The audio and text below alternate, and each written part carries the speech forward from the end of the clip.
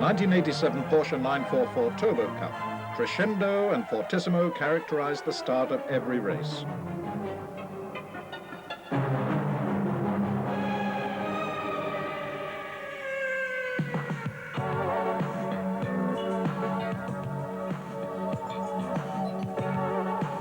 Every now and again, the tempo becomes a little too heated.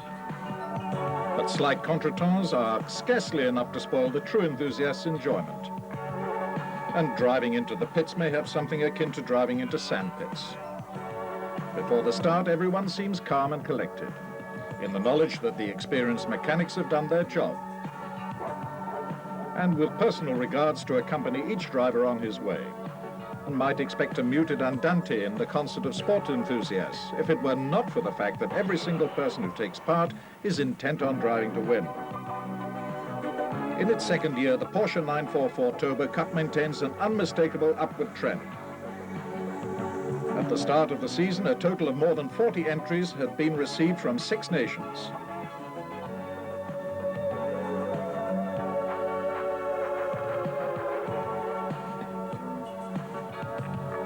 The future would hold fast and furious action, in contrast perhaps to the peace and harmony which reign among this circle of automobile enthusiasts. Such are the first impressions which, as is often the case, do not fully reflect reality. Everyone has his own way of trying to direct the course of motor racing history. Staying out front is the overriding aim. It's no surprise that the 944 Turbo Cup rouses curiosity. When a famous maestro of motor racing was poised and ready with his conductor's baton, fully capable of spreading his enthusiasm for the special concerns of the competition at the drivers' meetings which all participants must attend. For a Turbo Cup Porsche, every race begins with a scrutiny before the car passes to the loving care of the engineers and mechanics.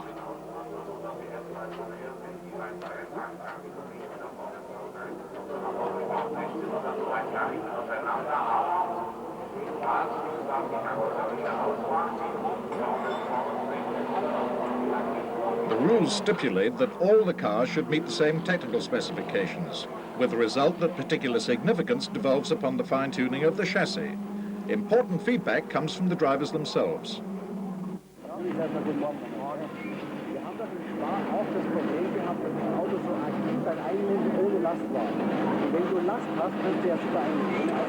What the driver has felt through the seat of his pants, so to speak, is interpreted by the team mechanics.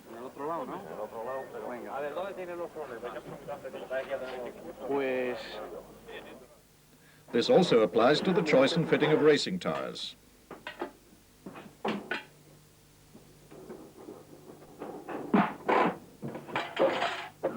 Martin Wimmer, a guest driver in more than one 944 Turbo Cup race, also made sure to tune his car for the best possible performance. Throughout the season, the specialists from Dunlop were there to provide optimum traction and the best possible grip. They also made sure that the cars of all the drivers who took part in the 944 Turbo Cup were shod with exactly the same tires, the very best for the prevailing conditions.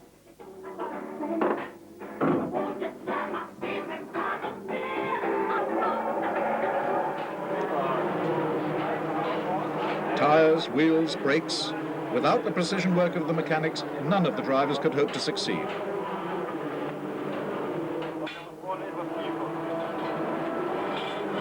It's the mechanics who bear the entire responsibility for preparing the cars. It is only when they have swept the perspiration from their brows that racing can begin.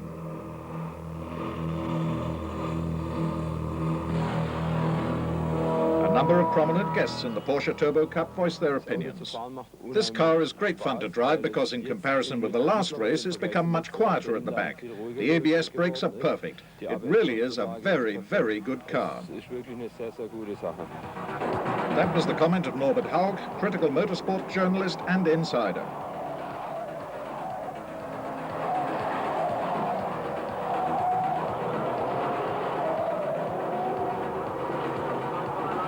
Das macht It really is a lot of fun. Although the cars are admittedly difficult to drive, a very precise style of driving is called for. In other words, sideways with a lot of opposite lock is no help at all. Driving them is very good training.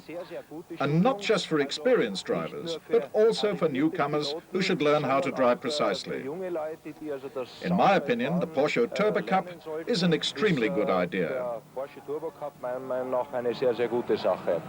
So noted Dieter Quester, 4 times European saloon car champion after the race in Salzburg. The Porsche 944 Turbo Cup is the only thing I can imagine as an alternative to my motorcycle racing. So said Martin Wimmer, the West German Grand Prix motorcycle ace, adding the weight of his opinion. Talented young drivers were also given their chance as invited drivers. Alan Lohr receiving a little coaching from one of the old hands.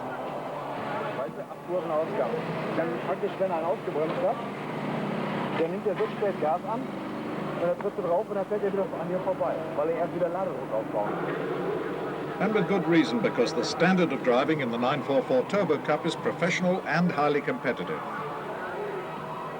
The conductor of the Turbo Orchestra was there to ensure that everything was as it should be. Dieter Glemser, the organizer of the Turbo Cup, had a tight grip on the reins. And he used every opportunity of informing the competitors or discussing their problems with them.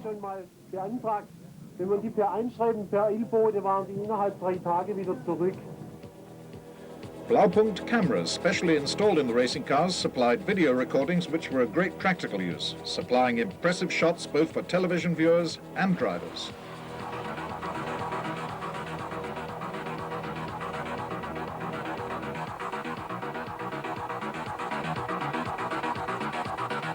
The backward-facing camera functions like an electronic rear-view mirror. This scene is documentary evidence of the tussles that can and did occur in the Turbo Cup. Mr. Glemser thought he'd seen it all, but even he had to sit down before he could give the signal to start the race. Starting list.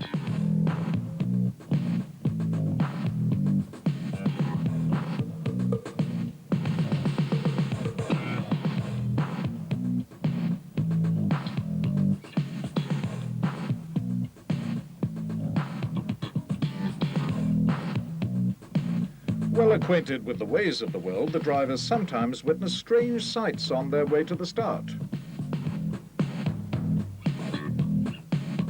The ritual is the same on every racing circuit. The drivers don their helmets.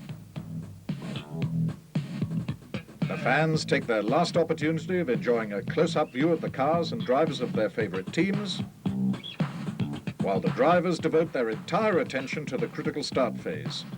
And nothing else.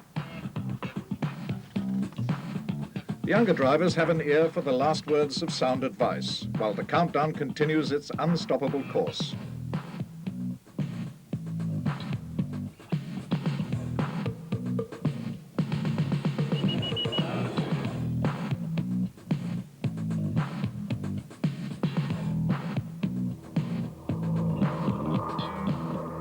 And then the waiting's over. The cars complete a warm-up lap. The Turbo Cup uses the Indianapolis flying start.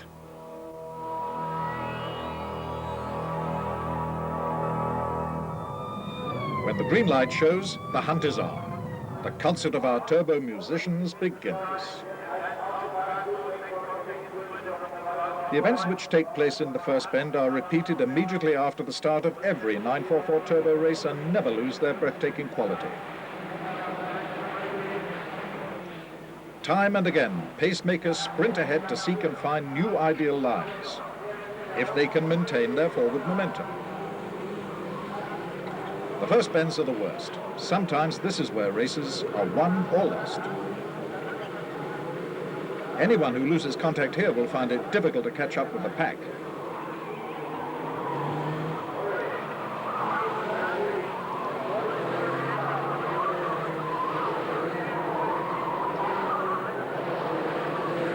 Both drivers and machinery are pressed to their limits in races like this. The pit team lets its driver know where he stands. The driver who has to abandon the race usually has a story to tell. What he says cannot always be put into print. Then the mechanics spring into action, intent on saving what there is to save. But a racing car cannot always be made race-worthy. The premature end of the race. Time for the driver to turn his thoughts to the next challenge, while some of his fellow competitors have problems with their sense of orientation.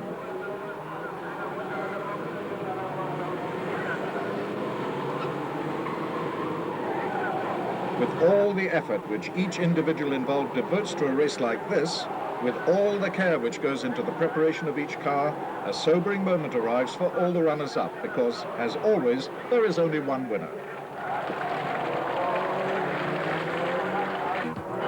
Among racing cars, the 944 Turbo has a very special reputation. Roland Ash explains why. With ABS, it's perfect. There's nothing better.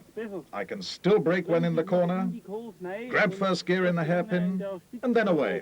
The Turbo Cup Porsche embodies state-of-the-art engineering expertise. An electronically controlled catalytic converter allows the engine to run on unleaded fuel without any loss of performance. But back to the cockpit.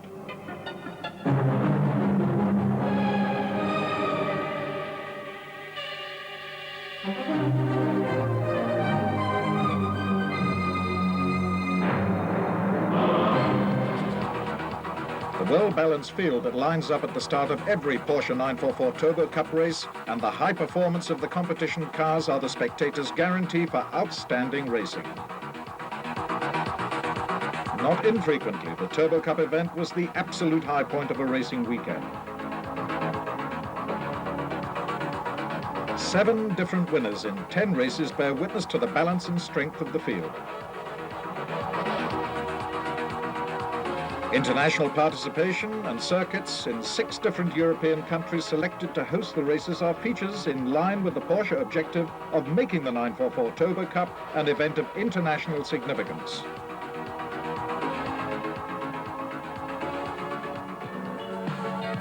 The organizers obviously knew what they were doing when they chose the circuits. Salzburg, for example.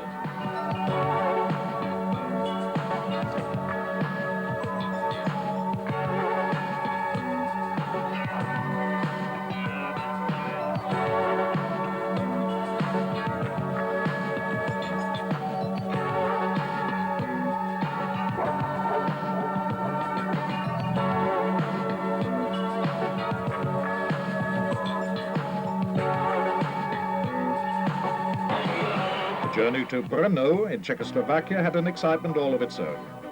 In this, Czechoslovakia's second largest city, motor racing is all too rare a sight.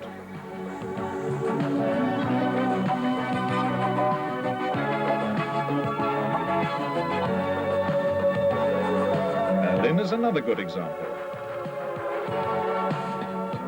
But it was in Monza, in the north of Italy, that the '87 season was rung in.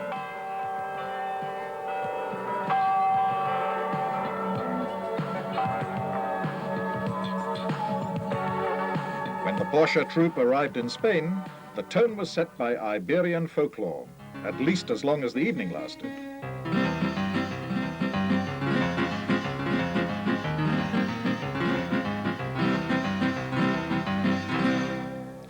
The Porsche 944 Turbo, on the track or on the road.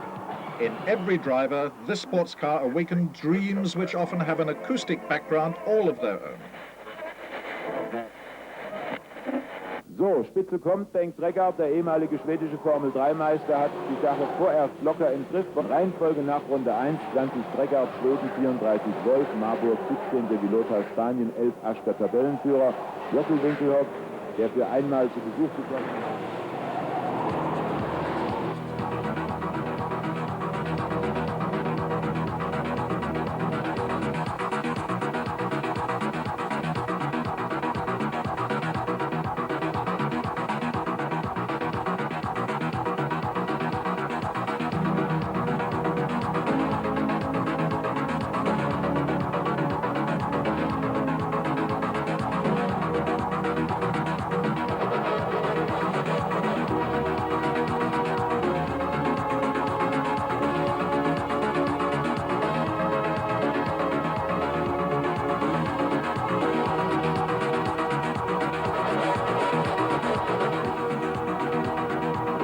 No one was able to withstand the fascination of the 944 Turbo Cup. Drama and excitement were all embracing. The team, the mechanics, and the backup crew bear the brunt of worry. Will problems arise, or will everything run smoothly? It bodes ill if a car turns into the pits during a race. Finding a fault quickly means capturing valuable points for the championship. No boost pressure. Had a good start, was in second place, but no boost pressure, and without it you're out, was the commentary which Jürgen Winkelhock, champion of the previous year, gave on his involuntary pit stop. Out of luck, one driver says goodbye to his chances of winning, while the spectators follow every event with interest. Professor Helmut Pott and Peter Schutz maintain frontline contact. The informant is Peter Falk, chief steward of the race. Back in action after repair. Any chance of winning has slipped away, but the race goes on as long as the wheels keep turning.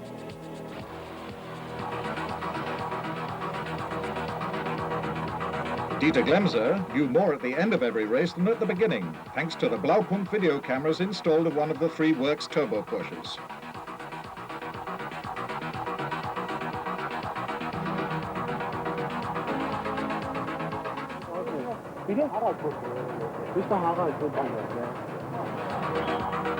Driven by prominent top-grade guest drivers in each of the races, cameras facing forward and backward supplied dramatic driver's eye views of events on the track.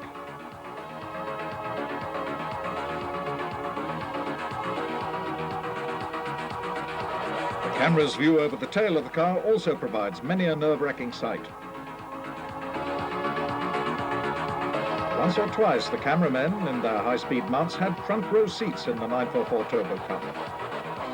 Front row seats that were not guaranteed to keep their occupants out of the firing line, which could lead to nervousness even in old hands and the resultant inability to stick to the straight and narrow, although this had little impact on the general enjoyment.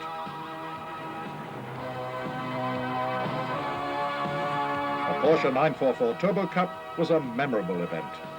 An event which was reflected in the driver's enclosure because a marquee was erected at every race to accommodate Porsche's several hundred invited guests.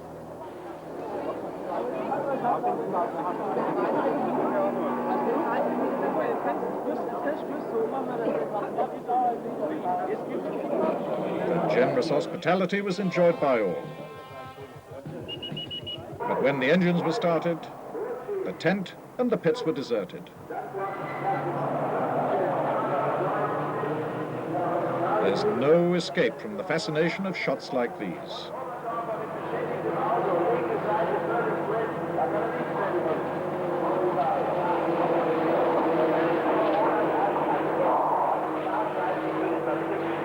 On every circuit, the drivers and their Porsches delivered superb racing.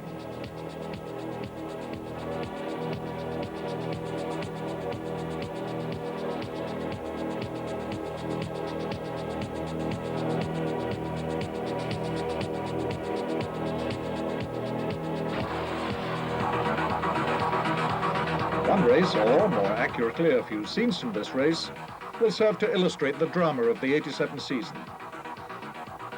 At the start of August, Spa in Belgium was the scene of the duel between the fastest star guest and the fastest Cup Series driver, Hans Stuck and Roland Asch.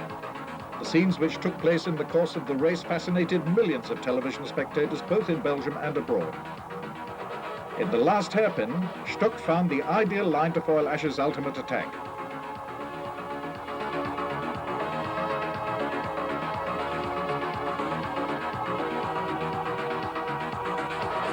All the races had one thing in common. Tactical challenges were not the right approach. The car had to be driven flat out from the word go. After the Porsche 944 Turbo Cup Series had taken its exciting course, the championship was decided in the very last race. But before we honor the victors and celebrate their successes, let's turn to the season's unlucky drivers.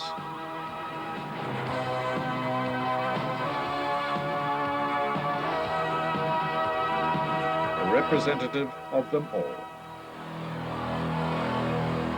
Let's turn back to the lucky winners. 4 drivers took the checkered flag in 4 different races. Harald Becker, Hans Stuck, a guest driver without points, Wolfgang Wolf, or George Pacher from Austria. Two drivers' names appeared twice in the list of winners, Peter Oberndorfer and Bengt Treghardt.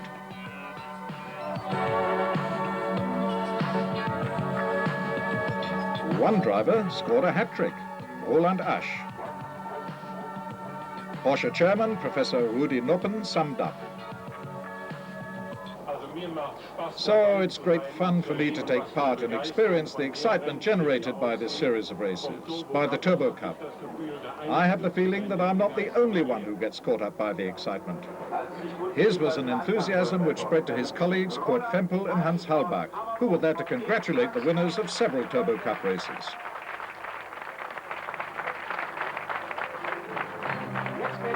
After an action-packed season, the new and worthy champion in the 1987 Porsche 944 Turbo Cup is Roland Asch. Racing has come to a close. Even though the cars have long since left the track, it will be a long time before it's forgotten. The 1987 Porsche 944 Turbo Cup.